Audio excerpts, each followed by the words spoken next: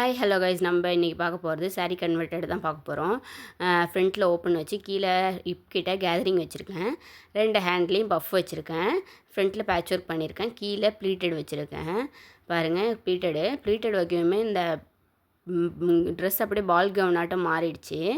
இது ஆக்சுவலாக என்ன கிளாத்துனா பாலிஸ்டர் தான். அதை தான் எப்படி கன்வெர்ட் பண்ணி ஸ்டிச் பண்ண போகிறோன்னு பார்க்க போகிறோம். நான் கேன் எதுவுமே வைக்கல, நார்மலாக தான் லைனிங் வச்சுருக்கேன். அதுக்கே இவ்வளோ அவுட்லுக் வந்திருக்குது. இப்போ இந்த கிளாத் தான். இதுக்கு வந்து முந்தானி வந்து இந்த அழகாக கான்ட்ராஸ்ட்டாக பிளாக் கலரில் கொடுத்துருந்தாங்க. அதுக்காக லைனிங் பிளாக் கலரும், கீழே வந்து சாண்டிலுக்கு நான் ரேஷன் கலர் சாரீ தான் எடுத்திருக்கேன். சாண்டிலுக்கு உள்ளே தெரியாதுன்ட்டு. இப்போ பேட்ச் ஒர்க்குக்கு சேர்த்து 3 கிளாத் எடுத்துக்கலாம். ஃப்ரண்ட் அண்ட் பேக்கு, அப்புறம் பேட்ச் ஒர்க் 3 கட் பண்ணியிருக்கோம் என் சைஸுக்கு.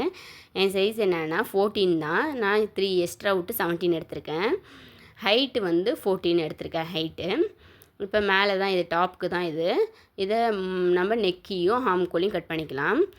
போட் நெக் வைக்கிறதுனால 3.5 எடுத்திருக்கேன் நெக்கு. பாருங்கள், 3.5 எடுத்திருக்கேன். ஹைட்டு, நெக்கோட ஹைட்டு 3 எடுத்திருக்கேன் boat neck. First boat neck ஷேப்பில் தான் கட் பண்ணிக்கணும் இந்த மாடலுக்கு. அப்புறம் 2.5 எடுத்திருக்கேன் ஷோல்ட்ரு. அண்டர் ஆர்ம் 7 எடுத்திருக்கேன். இப்போ கர்வாக வரைஞ்சிக்கலாம். வரைஞ்சிட்டு கட் பண்ணிக்கலாம். ஃபஸ்ட்டு போட் நெக் சைஸுக்கே எல்லாத்தையும் கட் பண்ணி எடுத்துக்கலாம்.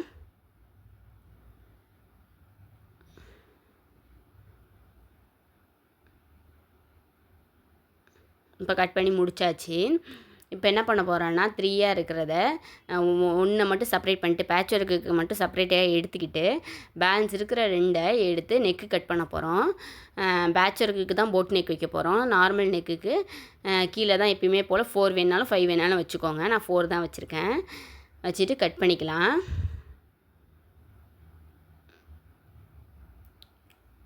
இப்போ இதுதான் பேட்ச் ஒர்க்குக்காக நம்ம எடுத்துருக்கோம் போட் நெக்கோட.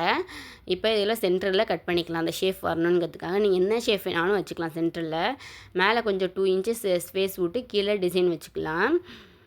ரவுண்டாகவும் வச்சுக்கலாம். நான் வந்து மகம் ஷேப்பில் வச்சுருக்கேன். ரவுண்டாக வச்சுக்கலாம், இல்லைன்னா ட்ரையாங்கிள் ஷேப்பில் வச்சுக்கலாம், இல்லைன்னா எப்படி வேணாலும் வச்சுக்கலாம். டைமண்ட் ஷேப்பில் வச்சுக்கலாம், எப்படி வேணாலும் வச்சுக்கலாம். நான் இந்த ஷேப்பில் வச்சுருக்கேன். இப்போ இது பாருங்கள், கேப் எப்படி வரும்னு உங்களுக்கே டிஃப்ரெண்ட் தெரியும். இதில் பார்த்தா சின்னதாக தான் இருக்கும் கேப்பு. ஆனால் அதில் ஸ்டிச் பண்ணும்போது ஸ்டிச் பண்ணி 2த்துக்கும் திருப்பணும்.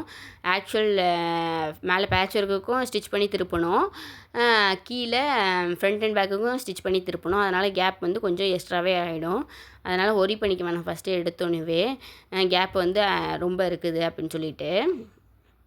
இப்போ இந்த டைமண்ட் ஷேப்பில் இருக்கிற டிசைனை சென்டரில் வர மாதிரி பார்க்க போகிறோம். ஃப்ரண்ட் சைடு, பேக் சைடு எப்படி இருந்தாலும் ப்ராப்ளம் இல்லை. ஃப்ரண்ட் சைடில் அந்த டைமண்ட் ஷேப் வர மாதிரி பார்த்து கட் பண்ண போகிறோம். முந்தானியை தான் அதுக்கு எடுத்திருக்கேன். எடுத்துகிட்டு அது ஷேப் வர மாதிரி கட் பண்ணிக்கலாம். கரெக்டாக அந்த ஓப்பன்லேருந்து பார்த்தா டைமண்ட் ஷேப் வர மாதிரி இருக்கணும். உங்களுக்கு கிளாத்தை பார்த்தாலே தெரியும், பாலிஸ்டர் கிளாத் தான். அதில் இவ்வளோ அவுட்லுக் கொண்டு வரதே ஒரு பெஸ்ட் ஐடியா. நான் கேன் எதுவுமே வைக்கல. கிட்ஸ்க்கெலாம் இந்த மாடல் போட்டிங்கன்னா நல்லா பர்ஃபெக்டாக இருக்கும் அவங்களுக்கு. எல்லோரும் மோஸ்ட்லி இது தான் விரும்புவாங்க, பால் கவுன் ஆட்டம். பாலிஸ்டரில் இதேமாரி ட்ரை பண்ணிங்கன்னா, பாலிஸ்டர் மோஸ்ட்லி கிளாத் வந்து 300 ரேஞ்ச் தான் இருக்கும் சாரீ கிளாத்து.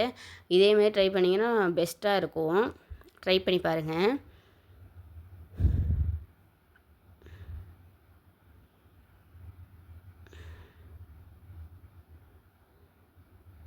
நெக்கையும் கட் பண்ணிவிட்டு அந்த அண்டர் ஆர்மையும் கட் பண்ணிக்கலாம். கொஞ்சம் நகருது, வேணா பின் பண்ணிக்கோங்க.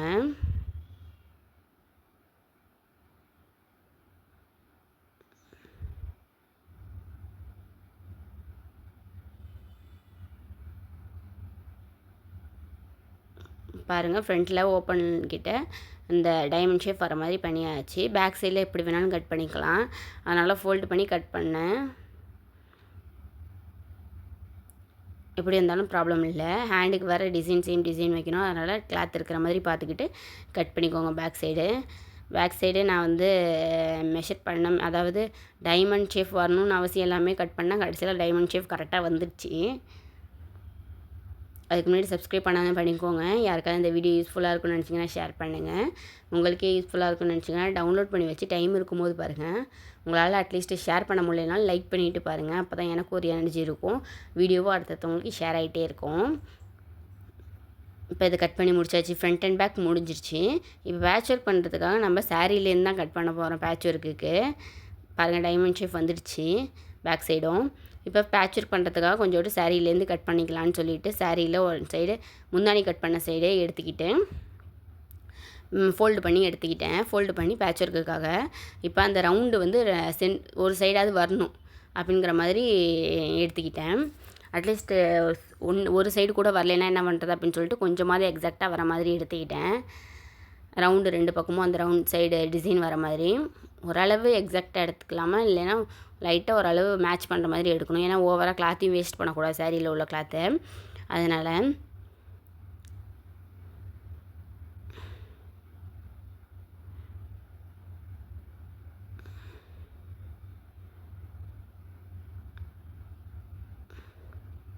இப்போ இதை மேலே வைக்க போகிறோம். வச்சிங்கன்னா அவுட்லுக் இப்படி தான் வரும். இவ்வளோ க்யூட்டாக இருக்குது பாருங்கள். கலர் கான்ட்ராஸ்ட்டே சூப்பராக இருந்தது பார்க்கவே. மேக்ஸியாகவும் போட்டுக்கலாம், பேண்ட் போட்டும் போட்டுக்கலாம். மேக்ஸியாக இருந்தாலும் நல்லாயிருக்கும், பேண்ட் போட்டு போட்டாலும் அனார்கலி டைப்பில் சூப்பராக இருக்கும். இப்போ ஹேண்டுக்கு நான் எடுத்துக்கிட்டேன். பேலன்ஸ் இருக்கிற கிளாத்தை 4 ஃபோல்டு பண்ணி ஹேண்டுக்கு கட் பண்ணிக்கலான்ட்டு கட் பண்ணியிருக்கேன். அதுக்கு ஹை பஃப் வச்சுக்கலாம் அப்படின்னு சொல்லிட்டு எடுத்திருக்கேன்.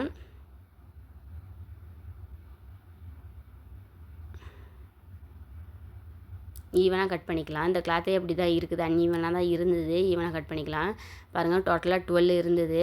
8 கிட்ட மார்க் பண்ணிட்டு அண்டர் ஆர்ம் 6 மார்க் பண்ணியிருக்கேன். 8 அண்டர் ஆர்ம் 6 பேலன்ஸ் இருக்கிறத பஃப்புக்காக வச்சுட்டேன். 8 அண்டர் ஆர்ம் 6 வச்சுக்கிட்டு பேலன்ஸ் இருக்கிறத பஃப்புக்காக ஹைட்டாக பண்ணி வச்சுக்கிட்டேன். இதுதான் ஹேண்டுக்கு.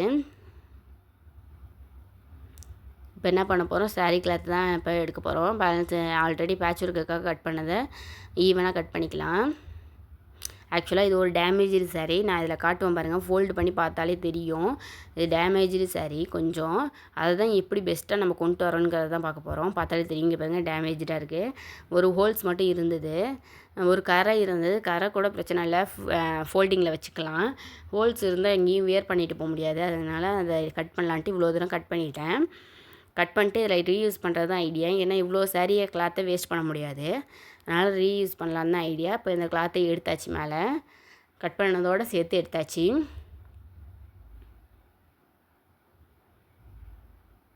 எடுத்துகிட்டு இப்போ என்ன பண்ண போகிறோம், ஃப்ரண்ட் அண்ட் பேக்னு தனியாக செப்பரேட்டாக கட் பண்ணிக்கிறோம். ஃப்ரண்ட்டு தனியாக பேக் தனியாக எடுத்துக்கிட்டு ஃப்ரண்ட் சைடில் மட்டும்தான் நம்ம ப்ளீட்டட் வைக்க போகிறோம். அதனால் ஃப்ரண்ட் சைடில் உள்ளதை நம்ம தனியாக எடுத்து வச்சுக்கலாம் இப்போதைக்கு. இப்போ லைனிங் கட் பண்ண போகிறோம். லைனிங்காக நான் வந்து ரேஷன் சாரீ தான் எடுத்திருக்கேன். ரேஷன் சாரீ 3 மீட்டர் எடுத்திருக்கேன் லைனிங்க்கு.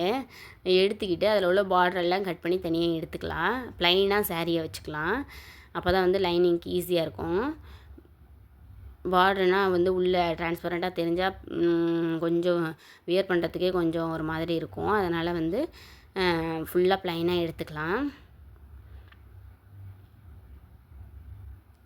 லைனாக எடுத்துகிட்டு ஈவனாக கட் பண்ணிக்கலாம் 2 சைடு, ஃப்ரண்ட் அண்ட் பேக்குக்கு. அதுக்கு முன்னாடி சைஸ் ஹைட்டு பார்ப்போம் மெஷர் பண்ணி. ஏன்னா ஆல்ரெடி சாரீ கிளாத் ஃபுல்லாக இருந்தால் பிரச்சனை இல்லை ஹைட்டுக்கு. ஆல்ரெடி சாரீ கிளாத்தை நம்ம கட் பண்ணிட்டோம். அதனால் சாரீ கிளாத் அளவுக்கே நம்ம வச்சுக்கலாம். அப்படி வச்சுட்டு 2ஆக கட் பண்ணி எடுத்துக்கிட்டேன். இப்போ என்ன பண்ண போகிறோம்னா, ஃப்ரண்ட் சைடில் கட் பண்ணோம் இல்லையா, அதை எடுத்துக்க போகிறோம். ஃப்ரண்ட் அண்ட் பேக்குன்னு 2 எடுத்துருக்கோம். பேக் சைடை தனியாக எடுத்துகிட்டு ஃப்ரண்ட் சைடில் எடுத்துகிட்டு, அதாவது சாரீ டேமேஜ் ஆன சைடு மேலே கட் பண்ணியிருக்கோம் இல்லையா, அதே லென்த்துக்கு கீழே பாட்டமாக கட் பண்ணிக்கலாம். அதாவது பாட்டமாக கட் பண்ணிக்கலாம் ஃப்ரண்ட் சைடில் மட்டும். கட் பண்ணிட்டு இதையும் ஆல்ரெடி நம்ம டேமேஜ் ஆன சாரியும் மேலே வச்சுருக்கிறதையும் கட் பண்ணிக்கிட்டோம், கீழேயும் கட் பண்ணிட்டோம். 2த்தையும் ஜாயின் பண்ணி கீழே ப்ளீட்டட் ஆட்டம் வைக்க போகிறோம். அதை தான் பண்ண போகிறோம். வைக்கும்போது தெரியும்.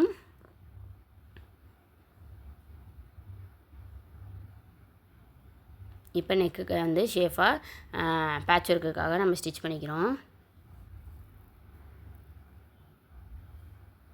ஸ்டிச் பண்ணிட்டு குட்டி குட்டியாக கட் பண்ணி திருப்பிக்கலாம். திருப்பிக்கிட்டு படிமான தையல் போட்டுக்கலாம்.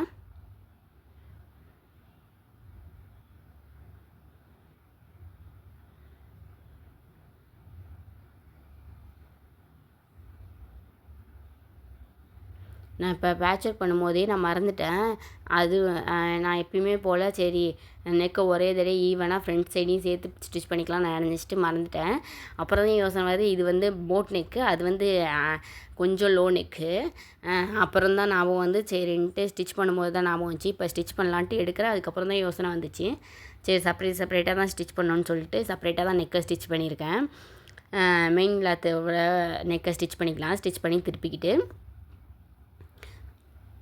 அதில் வந்து நம்ம பேட்ச் ஒர்க்குக்கு ஸ்டிச் பண்ணவே இல்லை நெக்கை. ஃப்ரண்ட்டில் உள்ள டிசைன் மட்டும் தான் ஸ்டிச் பண்ணி திருப்பிக்கிட்டோம். இதை ஸ்டிச் பண்ணி முடித்ததுக்கப்புறம் பேட்ச் ஒர்க்குள்ள டிசைனை நம்ம ஸ்டிச் பண்ணிக்கலாம்.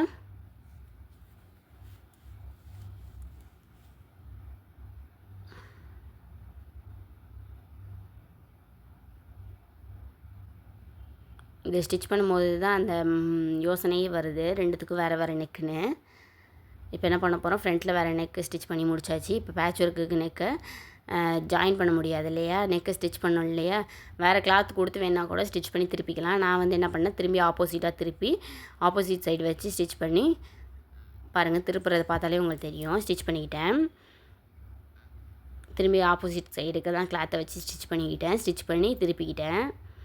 ஏன்னா நம்ம எப்பயுமே ஸ்டிச் பண்ணி திருப்பினா தான் ஈவனாக இருக்கும் கிளாத்து. பாருங்க, இந்த ஹோல்ஸ் வழியாக திருப்பிக்கிட்டேன், எடுத்துக்கிட்டேன்.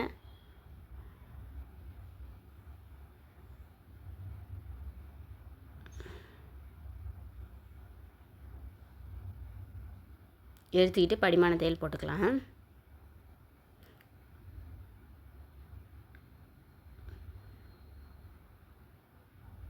வேறு கிளாத்து கொடுத்து கூட நீங்கள் மடித்து தைச்சிக்கலாம். இப்போ 2 பக்கமும் ஜாயின் பண்ண போகிறோம். இப்போ இதை ஜாயின் பண்ணுறதுக்கு முன்னாடி பேக் சைடையும் ஸ்டிச் பண்ணிடலாம். பேக் சைடு நெக்கையும் ஸ்டிச் பண்ணிடலாம். இப்போ பாருங்கள், ஃப்ரண்ட்டில் அப்படி தான் இருக்கும். பேக் சைட்லேயும் நெக்கை ஸ்டிச் பண்ணி அதே மாதிரி திருப்பிக்கிட்டு படிமான தையல் போட்டுக்கலாம்.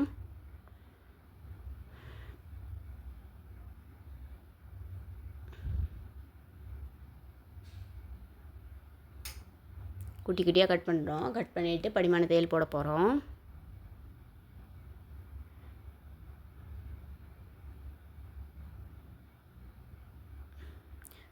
என்னோடய வீடியோ உங்களுக்கு நோட்டிஃபிகேஷனாக வேணுன்னா சப்ஸ்கிரைப் பண்ணி வச்சுக்கோங்க. அடுத்தடுத்து நிறைய யூஸ்ஃபுல்லான வீடியோ வந்துகிட்டே இருக்குது. ட்ரெஸ் வீடியோன்னு இல்லை, அதுக்கப்புறம் நான் வந்து ஹியரிங் செய்கிற வீடியோ, அப்புறம் பேங்கிள் செய்கிற வீடியோ எல்லாமே அப்லோட் பண்ணுறேன். எல்லாமே ரெக்கார்ட் பண்ணி வச்சுருக்கேன். அடுத்தது வரும். அதெல்லாம் உங்களுக்கு வேணுன்னா சப்ஸ்கிரைப் பண்ணி வச்சுக்கோங்க. நிறைய யூஸ்ஃபுல்லான வீடியோ அப்லோட் பண்ணிகிட்டே இருக்கேன். இப்போ வந்து ஷோல்டரை ஜாயின் பண்ணிக்கலாம். 2 பக்கமும் ஷோல்டரை ஜாயின் பண்ணிக்கலாம். 3 கிளாத்தும் கொடுத்து ஷோல்டர் ஜாயின் பண்ணிட்டு இப்போ என்ன பண்ண போகிறோம், ஹேண்டை ஸ்டிச் பண்ண போகிறோம். மடித்து தைச்சிக்கிட்டு அந்த ஓரத்தை அடித்து தைச்சதுக்கப்புறம் ஹேண்டை ஜாயின் பண்ணிக்கலாம்.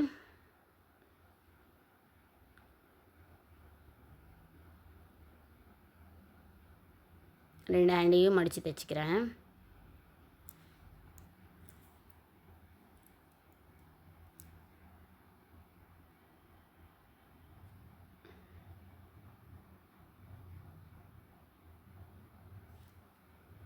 இப்போ ஹேண்டு ஜாயின் பண்ணிக்கலாம்.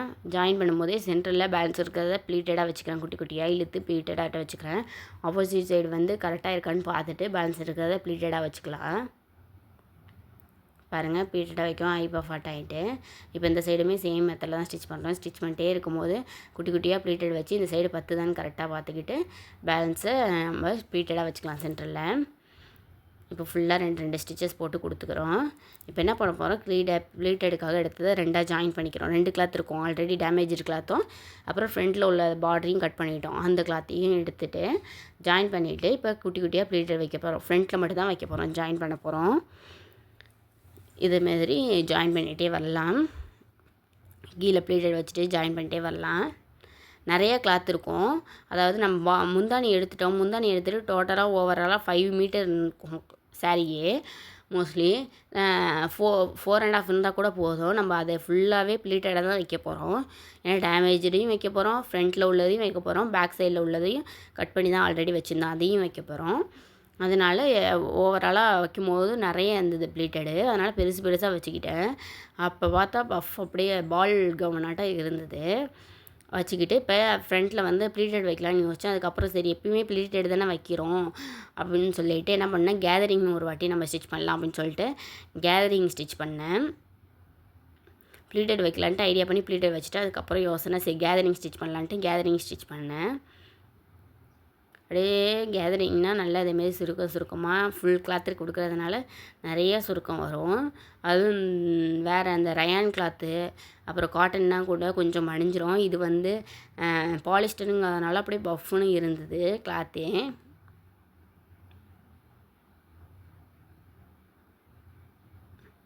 இதுமாரி குட்டி குட்டியாக எடுத்து வச்சு அப்படியே ஸ்டிச் பண்ணிட்டே வரலாம்.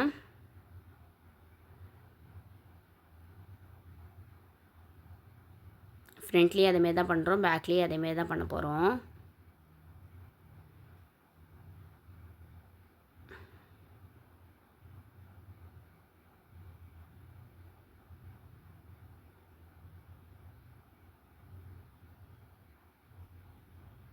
இப்போ பேக் சைடில் என்ன பண்ண போகிறோம், டாட் வச்சுக்கலாம் 2 சைடு. நான் 3 இன்ச்சஸ் வரைக்கும் டாட் வைப்பேன். டாட்டோட லென்த்து 2 இன்ச்சஸ் இருக்கும். ஹைட் வந்து 3 இன்ச்சஸ் வரைக்கும் வச்சுப்பேன் பேக் சைடில். வச்சுட்டு இப்போ வந்து திரும்பி அதேமாதிரி பேக் சைட்லேயும் நம்ம என்ன பண்ண போகிறோம், ப்ளீட்டட் தான் வைக்க போகிறோம். இப்போ பேக் சைடில் அந்த கரை இருக்கிறதுனால குட்டி குட்டி ப்ளீட்டட் வைக்கிறதுனால தெரியாது, அதில் மறைஞ்சிரும் பாருங்கள், அந்தளவு தெரியாது, மறைஞ்சிரும். டேமேஜ்டு கிளாத்து அதாவது இதுமாரி டேமேஜ்டு இல்லைனா வந்து கிழிஞ்ச கிளாத் அப்படி இருந்தால் தான் வந்து வைக்கக்கூடாது. அதுக்கு என்ன எக்ஸாம்பிளாக பண்ணலாம் அப்படின்னு சொல்லிட்டு பார்க்கணும். ஏன்னா ஒன்ஸ் ஏதாவது வியர் பண்ணும்போது ஆக்வர்டாக இருக்கும், அதனால் அப்படி பண்ணுங்கள். இப்போ லைனிங்கை நம்ம எப்பயுமே போல் ப்ளீட்டட் தான் வைக்க போகிறோம். லைனிங் இந்த கேதரிங்கும் வைக்கல, ப்ளீட்டட் தான் வைக்க போகிறோம். நான் ஆல்ரெடி சொன்ன மாதிரி தான், அம்பர்லா கட்டிங்கு இல்லைனா வந்து கேதரிங்கு இல்லைனா ப்ளீட்டடு எது வச்சாலுமே நான் லைனிங் என்ன பண்ணுவேன், ப்ளீட்டடில் தான் வைப்பேன். இப்போ லைனிங்கை மடித்து தைச்சிக்கலாம் ஓரத்தில், கீழே பாட்டமில் மடித்து தைச்சிட்டு இப்போ ஹேண்ட்லேருந்து கீழே பாட்டம் வரைக்கும் ஸ்டிச் பண்ண போகிறோம். பார்த்தாலே தெரியும், ஸ்டிச் பண்ணும்போது கரெக்டாக இருக்கணும் அண்டர் ஆர்மு, அப்புறம் ஹிப்பும் கரெக்டாக இருக்கணும். கரெக்டாக இருந்தாலே கீழே ஈவனாக வந்துடும். அதனால் இந்த 2 கரெக்டாக இல்லைன்னா அப்படியே ஸ்டாப் பண்ணிட்டு என்ன பண்ணுமோ பண்ண வேண்டியதான், அட்ஜஸ்ட் பண்ணுறத பண்ண வேண்டியதான். இவ்வளோ தூரம் தைக்கணுன்னே அவசியம் இல்லை, நீங்கள் அட்ஜஸ்ட் பண்ணுறதை பண்ணிக்கலாம். இதுதான் அவுட்லுக்கு. இந்த கலர் கான்ட்ராஸ்ட்டை பார்த்தாலே உங்களுக்கும் பிடிக்கும்னு நினைக்கிறேன். இதேமாரி ட்ரை பண்ணி பாருங்கள். மோஸ்ட்லி உங்களுக்கு ட்ரை பண்ண முடியலனாலும் கிட்ஸுக்கெல்லாம் ட்ரை பண்ணுங்கள். இதேமாரி பாலிஸ்டர் கிளாத் வந்து எப்படி இருந்தாலும் சாரீ கிளாத்து 300 ருபீஸ் தான் வரும். அதேமாரி எடுத்து 100 ருபீஸ்க்கு லைனிங் எடுத்து இதேமாரி ட்ரை பண்ணி பாருங்கள். உங்கள் கிட்ஸுக்கும் இதேமாரி பிடிக்கும். பால் கவுன்னாலே பிடிச்சிருந்தால் லைக் பண்ணுங்கள், ஷேர் பண்ணுங்கள், கமெண்ட் பண்ணுங்கள். தேங்க்யூ.